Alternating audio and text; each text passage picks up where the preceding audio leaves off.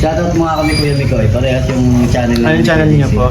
Kuya Barbero TV. Tapos Kuya sa kanya Barbero TV. Sa kanya ay JC the Barber. Yes. Yung YouTube niya. Yun, shoutout sa kay Kuya Barbero TV, please support po. And also kay JC the Barber. Yan. Ganda ng dali oh. Ganda ng dali pa nga. Welcome back to my YouTube channel. Siyempre, this is Kuya Barbero TV once again. So sa araw na ito guys, meron tayong pag-uusapan, meron tayong matatopic. Actually, dalawa yung matatopic natin. Ang una nating topic guys ay tungkol kay Fran at kay Joy. And then siyempre, isusunod din po natin yung topic may kinalaman kay Mikoy. Ano? At meron tayong ipapapanood na video bilang support kay Kalingap Mikoy. At syempre guys, bago natin simulan to, gusto kong pasalamatan yung mga viewers ni Kuya Barbero TV. Especially guys sa Team Kalingap, kay Kalingap Rob, kay Kuya Val, kay Ma'am Jack, at sa marami pang iba nakas ng Team Kalingap. Ano po. At syempre, ito po, pag-usapan po natin yung mga nakakalap nating mga informasyon tungkol sa iba't ibang ganap sa Team Kalingap. Actually guys, ang ating video reaction ay palaging positive at ayaw nating makasakit sa damdamin ng iba. Ano, wala po tayong gustong kumbaga maidawit ng mga pangalan ng mga reaktor or ng mga kilalang mga tao. Ang gusto lang natin guys is mai-correct yung ilan sa mga viewers na medyo alam naman natin na hindi pare-parehas yung pagtingin sa iba't ibang mga tao. No, may mga viewers po kasi guys minsan na nagpapalala ng sitwasyon or kaya ay nagiging dahilan kung bakit nagkakaroon ng problema mula sa Team Kalingap. Actually guys, pagdating sa mga reactor, wala naman tayong masyadong napapansin na medyo over na yung pagre-react or below the belt na. So wala naman ganoon guys, no? Minsan ang pinaka problema o yung root ng isang problema ay dun sa mga viewers guys. Kaya pag-usapan natin yung dalawang may topic natin. Unahin natin guys yung update sa mga taga Franjoy kasi may mga nagtatanong kung kamusta na daw yung Franjoy, Kuya Barbero TV. Ano po ba yung mga update nyo tungkol sa Franjoy? Actually guys, wala po tayong personal na update tungkol sa Franjoy. Ang isa sa ang napapansin ko lang guys is napaka-busy ni Fran at napaka-busy rin ni Joy. Actually, yung ilan sa mga kaibigan ni Fran na mga taga ALM ay na-handle na po natin ng mga nakaraan pa. So, meron silang iba't ibang mga event or makeup or mga kung saan saang mga event. Ito yung mga kasama ni Fran sa ALM. At nabanggit nga nila na napaka-busy tao ni Fran kasi nga nag-aaral at syempre ganun din daw si Joy. At yun nga guys, napaka-busy ni Joy kasi alam naman natin na second semester na yata ngayon. So medyo nagpapakaabala si Joy gawa ng siguro baka may mga kailangan tapusin, merong mga kailangan na gawin sa school na alam naman natin guys, sa mga taga Franjoy na hindi natin siya maaabala o may istorbo gawa nga ng syempre pag-aaral yun. Ang isa sa pinakamahalaga guys ay yung pag-aaral. Kaya yung kanyang mga paglabas sa mga vlog, so mahalaga din naman na mapanood natin siya pero bigyan natin siya ng panahon para magawa yung mga pinakamahalagang bagay, yung kanyang pag-aaral, yung family, yung yung paglilibang. So bigyan natin ng time, no? Hintayin natin. Ang update ko lang sa Franjoy is talaga napaka-busy daw po talaga ni Joy at ni Fran. Gawa nga ng itong school year na to is isa sa mga busy kurso kasi yung nakuha ni Joy, yung nursing, So ganoon din naman si Fran. At yun nga guys, pag-usapan natin yung tungkol sa pinag-uusapan din natin tungkol naman sa Mikris. So ano na nga ba yung magiging update natin tungkol sa Mikris, lalo na kay Kalingap Mikoy. Meron tayong panonooring video. Pero syempre bago natin bigyan ng reaction to, panoorin muna natin yung video.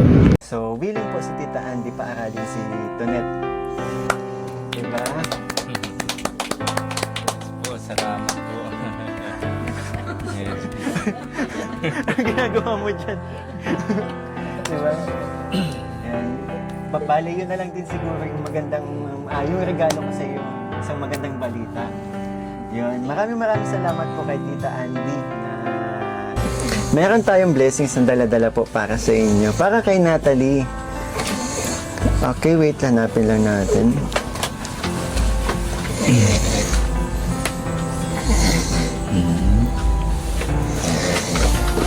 Pabukong naman.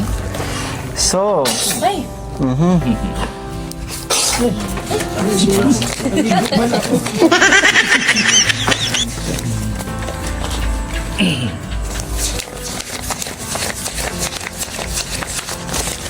So, yun po, para po kay Natalie, galing po kay Mama Gracia, nagpabigay po siya ng 10,000 po.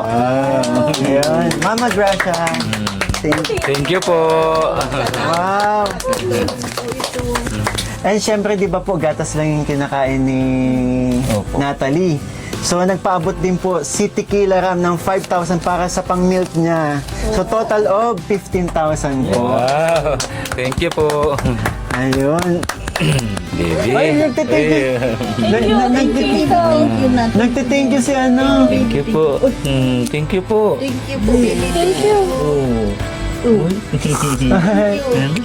Wala, gusto niya mag-thank you.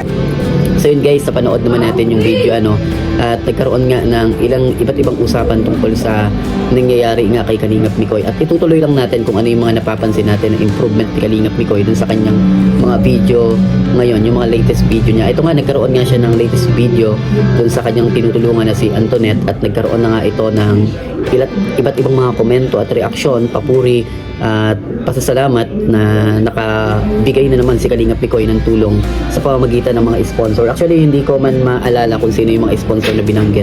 Pero syempre, alam na po yan ng mga nanonood kay Kuya Barbero TV, mga viewers ni Kalingap Mikoy, na talagang support natin si Kalingap Mikoy sa mga ganitong advocacy ng pagtulong. Lalo na yung mga ganitong mga paraan ni Mikoy, yung pagcha-charity, pagtulong sa may hirap, isa ito sa dapat ipinopromote. Kasi nga, alam naman natin na kapag pumasok ka sa Team Kalingap, so isa sa mga magiging trabaho mo ay yung paglingap sa may hirap. Kaya napapabilib din tayo ni Kalingap Mikoy kasi nga bago pa lang siya sa Team Kalingap is nagkaroon na agad siya ng mga beneficiary, at nakita naman natin yung ginagawa niya ngayon, yung kanyang self-sacrificing for love sa mga beneficiary niya. Makikita natin doon sila Nanay Pausta, yung ibang mga tinulungan niya, at may nabalitaan pa nga tayo na natulungan nila ni Kalingap Mikoy na behind the camera.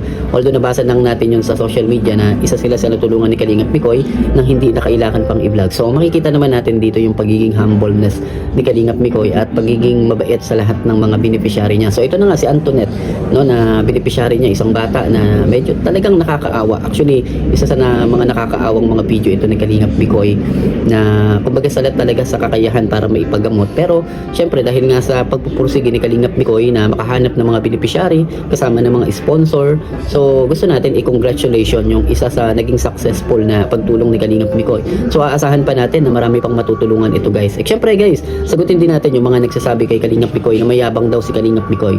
Alam nyo guys, yung salitang mayabang is malayong malayo yung kay Kalingap Mikoy. No, yung mga gumagamit po ng terminology ng salitang mayabang, so maging maging palaisip muna po kayo dun sa gagamitin yung salita, kasi magkaiba kumbaga yung definition nun is hindi naman applicable dun sa tao. Malayong malayo kasi sabi nga dun sa sa salitang mayabang, yung pagiging mayabang daw ay naglalarawan daw sa isang tao na sadyang mapagmataas yung pagtingin sa sarili at nagpapakita daw ng kayabangan o pagiging mapagmalaki. So ipinapakita daw ng taong mayabang time to time, no? Ito yung taong mayabang ha. Time to time, pinapakita niya yung kanyang mga nagagawa na para bang sa kanya galing yung bagay na iyon. And then yung kakayahan niya, yung mga material na mga bagay, yung mga material, yung mga bahay, yung mga ari-arian, yung mga sasakyan, palagi niya itong ipinopost or ipinagmamalaki sa kahit na sino. So yun pala yung definition ng pagiging mayabang, at hindi siya nagpapatalo dun sa mga tao. Kumbaga mas lamang siya palagi dun sa karanasan. So parang sinasabi niya na mas lamang ako sa karanasan. So ito pala yung definition ng pagiging mayabang. So makikita naman natin guys, no, na malayong malayo ito kay Kalingap Mikoy. Kasi nga kung yung salitang mayabang ay applicable kay Kalingap Mikoy, bakit hindi niya ipinagmamalaki sa social media yung kanyang mga nagagawa? No, although syempre vlog yan, part of part of Kalingap niya. Magkaiba naman yung vlog na nagcha-charity, hindi naman pagiging mayabang yun. Kasi kung yun ang magiging baseline ng pagiging mayabang, edi lahat ng charity vlogger sa Pilipinas mayabang na. So hindi ganun yun guys. Kaya si Kalingap Mikoy, hindi naman niya sinasabi o pinopost sa social media account niya na ako ang nagpabahay dyan, ako ang naggastos dyan. Wala namang ganun. At syempre, hindi rin naman natin makikita na ipinagmamalaki niya yung kanyang material. Hindi naman niya ipinopost lagi yung sasakyan niya, o palaging pineflex yung mga natutulungan niya, or palaging ipinagmamalaki sa ibang tao na ito yung material ng mga bagay, na natatanggap niya. So malayong malayo yung definition agad ng pagiging mayabang. At kung mayabang si Kalingap Mikoy, bakit kailangan niyang magpatulong?